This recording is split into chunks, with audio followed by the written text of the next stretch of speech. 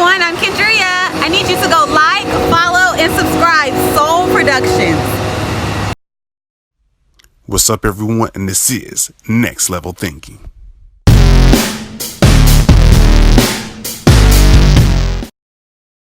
What's up, everyone? It's another episode of Next Level Thinking, where we always bring you inspiration, I guess, to help you take it to the next level. It's your host, Chris Holmes, and today I have a special guest by the name of Shay, your love diva, Levister. Awesome. So let's go ahead and hit the ground running. So tell the audience a little bit about yourself. So I can see the great smile and the personality, the energy going, but I'm going to go ahead and give you the mic so you can tell the audience a little bit more. There's so much to tell about me. What exactly do you want to know? So where did the origin story come from? Like, who is this great person, Shay? Well, that's very interesting. I started off like a lot of women who are currently struggling when it comes to the whole area of love, dating, and relationships. I grew up in a very dysfunctional home. I discuss often in my YouTube videos how I witnessed my father abuse my mother on a regular basis, even sometimes spanking her with a belt as if she was a child. And the little girl in me grew up believing that love hurt, that it's love equals abuse, and that I had to earn love. And so that led to, even against my desires, even against my wishes and happiness, that led to me attracting dysfunctional relationships. And so when my daughter was 5 weeks old, we were homeless and we didn't have really much to my name. I didn't have anything. And I remember promising her that A, she was going to see mommy be loved so that she knew what it looked like. B, I was going to break the cycle because my grandmother, my mother, and myself had all been in abusive, dysfunctional relationships, and I didn't want her to experience that. And then C, I promised her a backyard. And I set out on this journey of completing that promise. And so when I got into the dating game, I had no clue what I was doing. I was just kind of playing Russian roulette with my love life. I met all kinds of jerks. I met guys who were liars, who were cheaters, who 3 months would be fine and he's all into me. And then the next moment he's ghosting me. And I decided to launch an experiment. And I went on over 100 dates in 3 months. And when I say dates, 100 dates? Like 100 100? 100 dates. And when I say dates, because a lot of people automatically think sex and kissing and all of that. But ladies and gentlemen, those are not dates. Those are sexapades. A date is only when you are entertaining the option of considering this person to be your potential mate, man, woman, etc. And so I went on these dates. I interviewed thousands of men, women, and couples. I read hundreds of relationship books, human behavior books, because I wanted to understand why people did what they did, what made a woman continue to stay with a guy who would lie to her, cheat on her, or hurt her, and what caused a guy to choose one woman over another woman. And so that landed me discovering secrets. And that right there brings up a lot, because especially from, do you think that is, because when you, in the beginning, I used to think that too, like, you know, beating and showing aggressive was like a form of love and things like that. And it's not always the case, because that leads to domestic violence. I think what I'm trying to ask, like, do you think that's a mixture of like your background and culture, what's like publicized in media, where most people see love as that image instead of like the more of a softer, passionate kind of view and perspective? I think people have a dysfunctional, bastardized version or view of what love really is. And it's really unfortunate because, you know, on all the images in the shows and everywhere you see, love has to be this push-pull. It has to be this big, dramatic finish in order for it to be real. And so you have young people raising themselves because they're not growing up in functional households, and they're just replicating what it is they see, what it is they see in their household, and what it is that they're seeing in TV, in the songs. And unfortunately, that's not love. I call that love prostitution. You know, when you only give love or expect love. If somebody does what you want them to do, then basically you're pimping your love. Love has no conditions. Love has no requirements or expectations. You give it because that's who you are. And you allow somebody else to give you love once they have earned your heart, your mind, and your body. You're not just indiscriminate about who you're jumping in bed with or who you're choosing to give your heart to. And so all of this is like a shift in a mindset because, one of the reasons why, even when I knew everything that I knew, because once I did the experiment and did all the research, I was helping hundreds of women to find love and get into relationships, but I was still attracting dysfunctional relationships. Why? What was it that caused me to keep selecting the wrong guy? Well, it's because of something in nature called homeostasis. That's the natural tendency to go back to what is normal, go back to what it is that you know. And And so our because I guess subconscious, because it's comfortable too as well. exactly.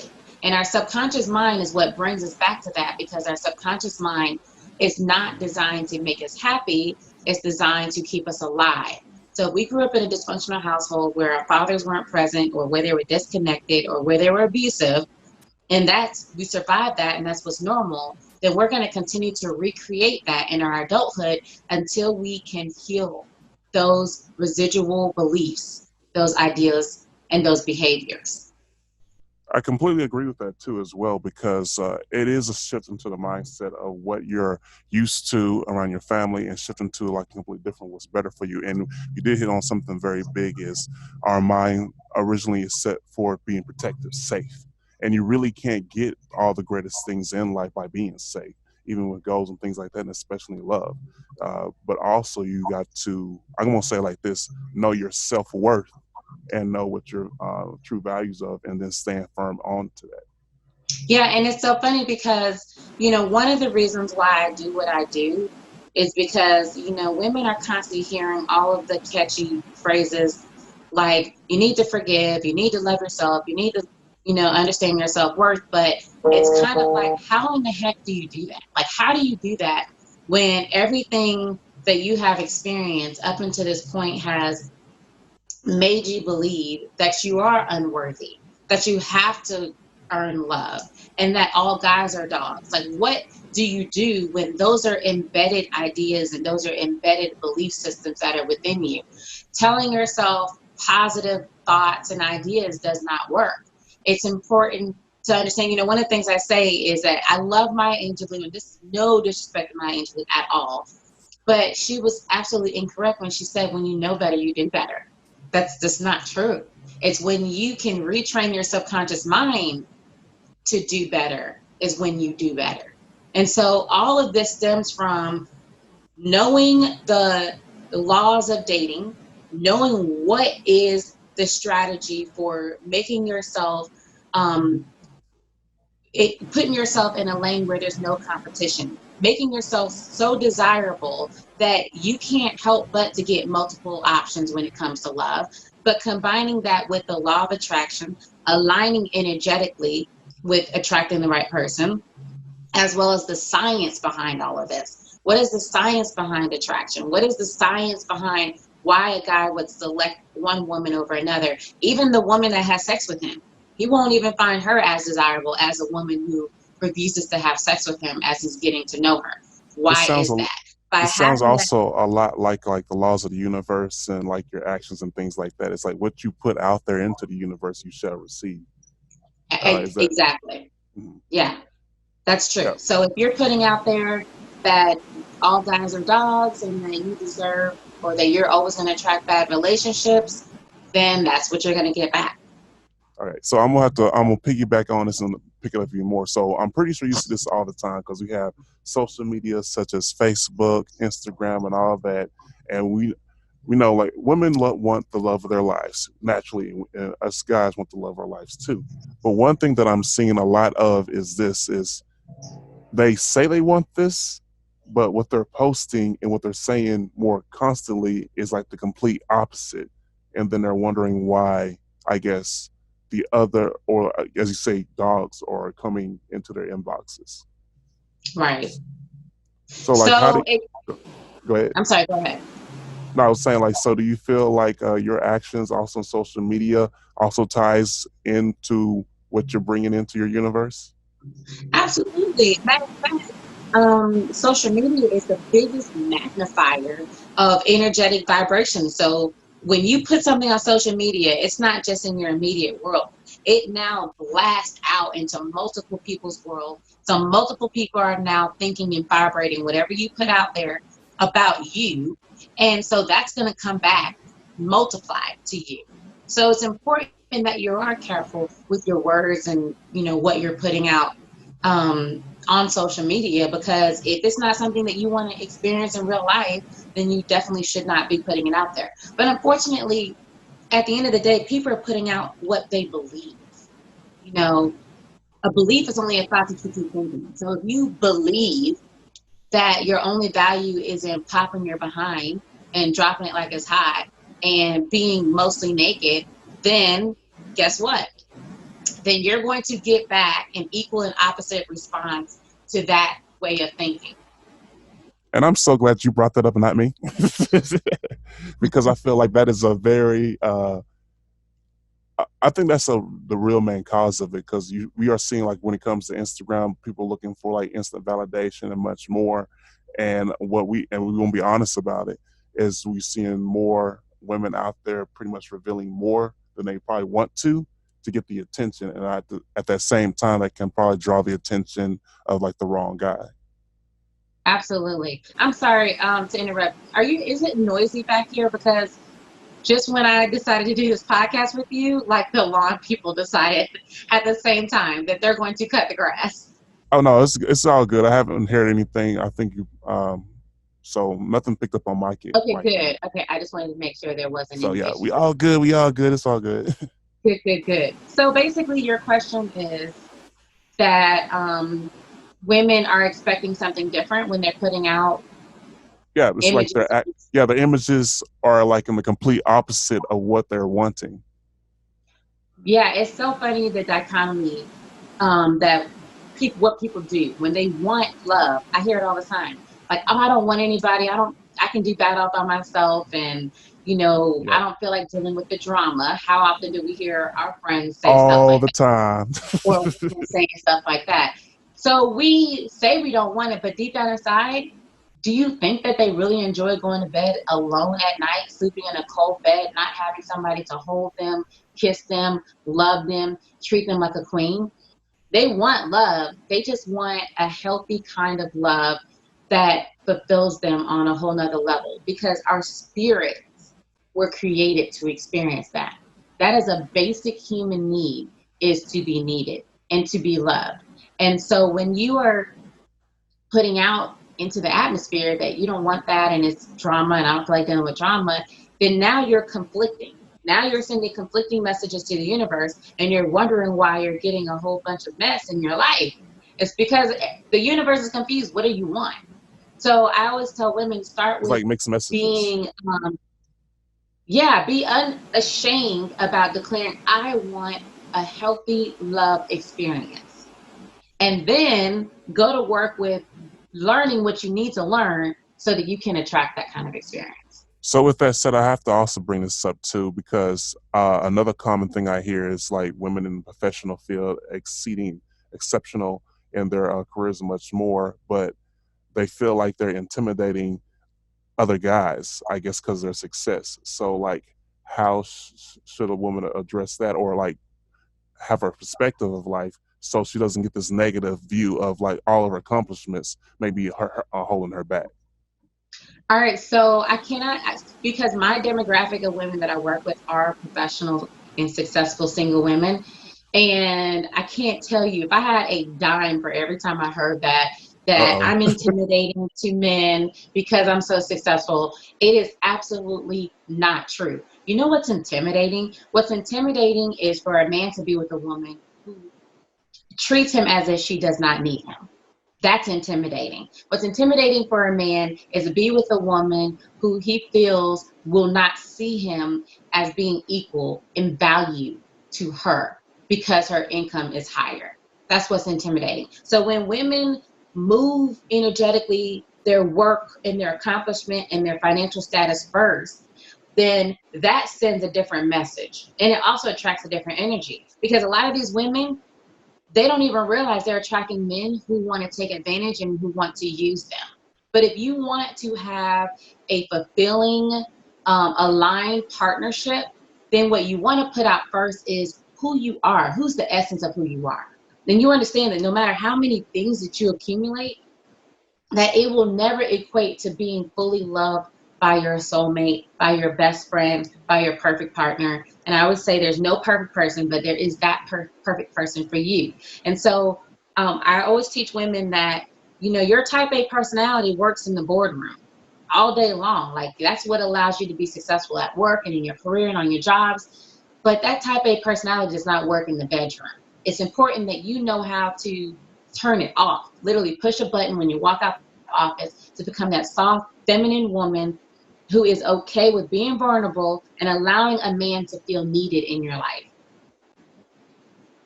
You just said a mouthful right there. I'm just over taking notes and listening.